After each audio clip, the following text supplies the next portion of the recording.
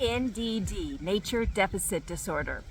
Now, you might think there's no way you could have this problem, but you might be wrong.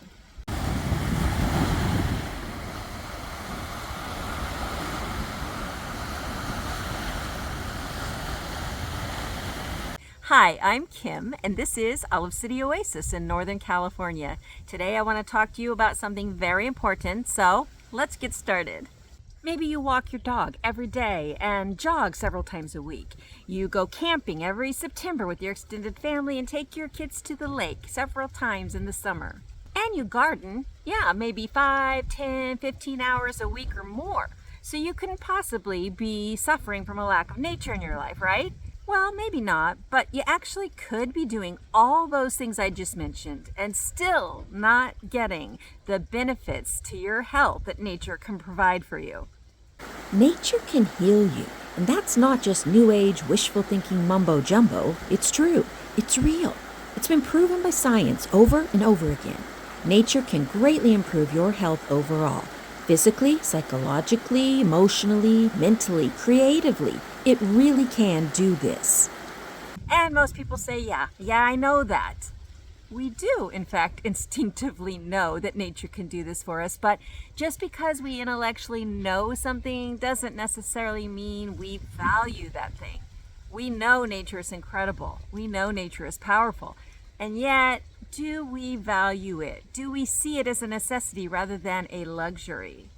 For many of us, the answer to that question is no, even if on the surface it might seem we'd say yes. And in addition to not valuing nature as much as we should, we also don't really understand exactly how it is that it works to help us. We don't know exactly what it does, when, why, how long, none of that. And yet learning just a few key important facts about the way and when nature exerts these amazing health benefits on us can change our lives immensely for the good. In one of my recent videos, I talked about the 6 ways that I've been fighting IBS in my life and how in the last 8 to 10 years, I have finally almost completely conquered my chronic stomach pain from IBS. And I do attribute that huge improvement to those 6 ways. But I also said there was a 7th way that I fought IBS. And in my opinion, that 7th way is the most important way of all. Nature is the 7th way that I solved my IBS issues and basically got rid of my long-lasting stomach pain. What's really crazy and so wonderful is that in addition to healing my IBS stomach pain, nature over the last 8 to 10 years has actually improved my health in so many other ways as well. Now, when I say nature, I'm not talking about all the fruits and veggies I grow, although of course those are definitely directly related to nature and are good for my health. I'm also not talking even about the herbs I grow and the medicinal teas that I make from those herbs, although those herbal teas are very much related to my health, and I will do a video coming up pretty soon on the medicinal herbal teas that specifically address and help IBS issues. But no, that's not what I'm talking about today when I talk about nature healing your body and your health. Today, I want to talk about how nature reduces our stress and how it helps us recover from stress. Now, there are many other activities that I enjoy that help relax me and reduce my stress.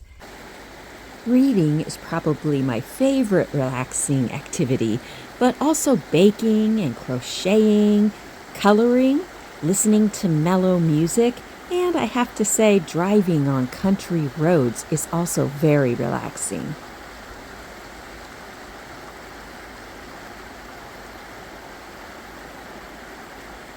I'm sure you can think of a lot of activities, a lot of things you do that help you calm down, help you, let that stress go, help the tension recede.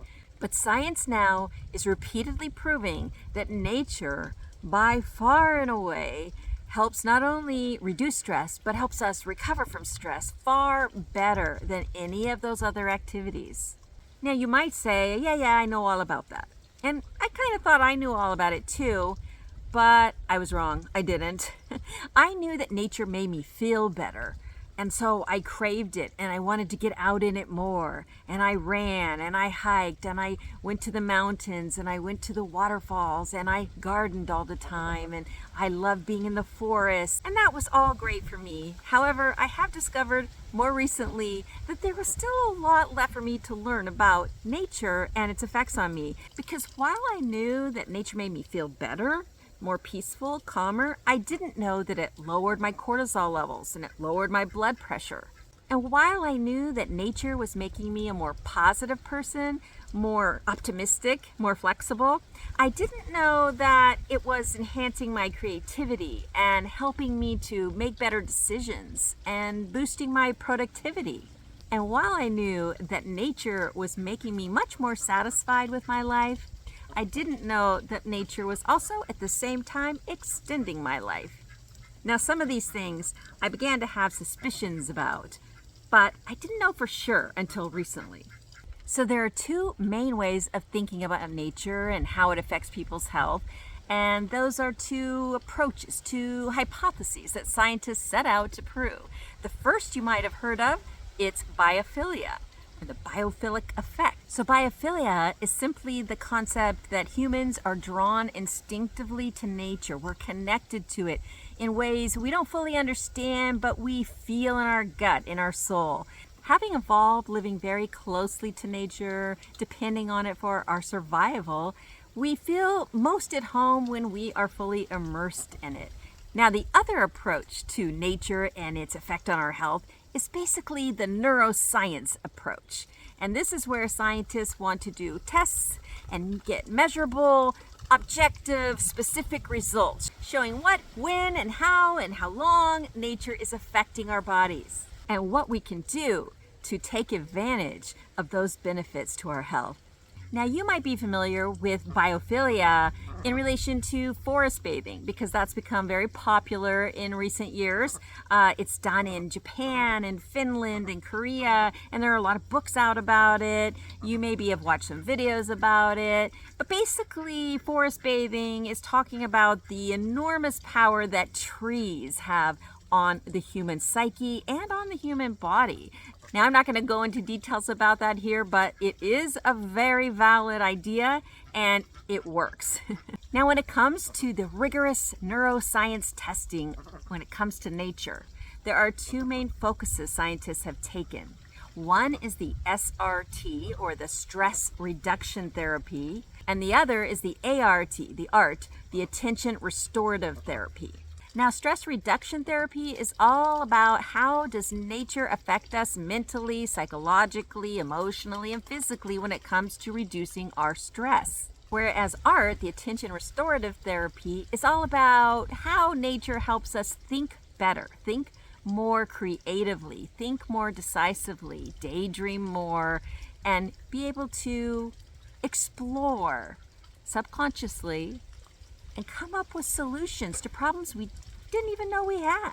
Now, if like me, you're interested and curious to learn exactly how nature does benefit our health, you're going to want to read this book up here, The Nature Fix: Why Nature Makes Us Happier, Healthier, and More Creative by Florence Williams. This book is absolutely astounding, just stunning. But having read through this book and being reminded and learning anew about all the different ways nature affects us, all our different senses that take in the many different aspects of nature, visually, the smell, the feel, the sounds, all of it together. The two main questions become, how long do we need to spend in nature, and what type of nature are we talking about? To understand the answers to those questions, I'm going to use a diagram that was described in this book, and I just think it's super helpful. It was designed by Tim Beatley, head of the Biophilic Cities Project at the University of Virginia. Before we get into the details of the diagram, I will say that the scientists across the world that study nature's effects on our health have generally agreed 5 hours minimum monthly is the time we need to be spending in nature so that it can have all its beneficial effects on us. And of course, the more, the better. Now, how does that shake out? It turns out that when we immerse ourselves in nature of one sort or another, it has an immediate effect. Within seconds, our parasympathetic nervous system responds. Our pulse goes down, and we start to feel that sense of well-being. And then in 4 to 7 minutes, our body's muscles start relaxing. The facial tension starts decreasing. Our heart rate starts lowering. 15 to 20 minutes in nature sees our cortisol levels going down, our blood pressure going down, and our mood greatly improving. And then the magic number, 45 minutes or so in nature, and we become much more self-reflective. We become much more energized. Our creativity is sparked. We come up with all sorts of solutions to things we didn't even realize we were thinking about. Overall, our cognitive performance, our thinking just improves drastically. And so based on these results, the diagram was devised. Let's get into that. The bottom level of the pyramid is where we should be getting daily doses of 15 to 20 minutes out in nature. Now this can be our backyard gardens, it could be at a nearby park. It needs to be somewhere where you can see the sky and you can hear the birds, and maybe there are water features nearby. You don't want a place with lots of man-made structures. You want as much natural elements as possible, especially trees, and also maybe including, in addition to birds, your dogs and your cats and your ducks and your chickens. Getting in touch with nature, feeling it, smelling it, seeing it, relaxing in it. 15-20 minutes every single day. This is going to give us better focus. It's going to help us relax. It's going to help us calm down. The next level up are the weekly excursions. Now these should be about an hour in length, 45 minutes to an hour in length, or more of course. And they should be away from any city noises and crowds. They should be around some sort of natural water element, preferably like a river or a creek. The wilder, the better. And this is where you will have time to slip into that self-reflective mode, that creative mode, where your decision making can become better and where you can be energized by the nature around you. The third level up, this is a monthly trip. And maybe this trip lasts the whole day. And I have loved doing these for years, and they tend to be something a couple hours away that, I can't get to on a regular basis, but I love going there. Maybe it's a hike up and through a mountain, and you get to the top and there's a hidden lake, or there are waterfalls that you can stand and just, absorb the energy coming from them. This is a great way to get completely away from your normal life and let nature take its hold on you. Being in a more secluded setting, more out there in the wilderness per se, is great for your immune system, it turns out. Now at the pinnacle of the pyramid is something rare. Maybe you only do this once a year, maybe twice at most. And it is great for when you've had some major life trauma. Maybe you've had a death in your family, gone through a divorce. Maybe you've moved across the country and are finding yourself feeling lost. These events are meant to be several days in length, and they are intense in their focus on nature. And the thing that they really focus on is awe, the awesomeness of nature, and letting it just encompass your whole being. These types of events have proven to be life-changing for many people. And if you can possibly make this happen for yourself, you won't regret it. The nature you immerse yourself in on an occasion like this is going to benefit you physically, emotionally, mentally, just in every possible way. Now, there are a few important facts I like to remind myself of as I go about my days in relation to nature and what I should be looking for and valuing above all else. First, water and trees. Those are the two elements of nature that seem to have the most impactful effects on our health. Water and trees. And so the more I can get myself out there in nature and experience the sound and sight of water and trees, the more I'm going to experience the benefit from them. In fact, just hearing my ducks splashing around in the water behind me as the wind blows and blows through my hair is having a very relaxing effect on me right now, even as I'm doing this video. If water and trees is number one, number two is the time spent in nature is directly related to the amount of benefits health-wise that we glean from nature. Number three, sound is important. Birdsong has proven to improve your mood and your mental alertness. 4, smell is important too. In fact, some smells like cypress have been found to immediately and dramatically lower your blood pressure. And number 5 is walking. Now, why do I need to remind myself about walking? I mean, that's a pretty normal thing. Everybody does it. If you've got a dog, you've got to do it, don't you?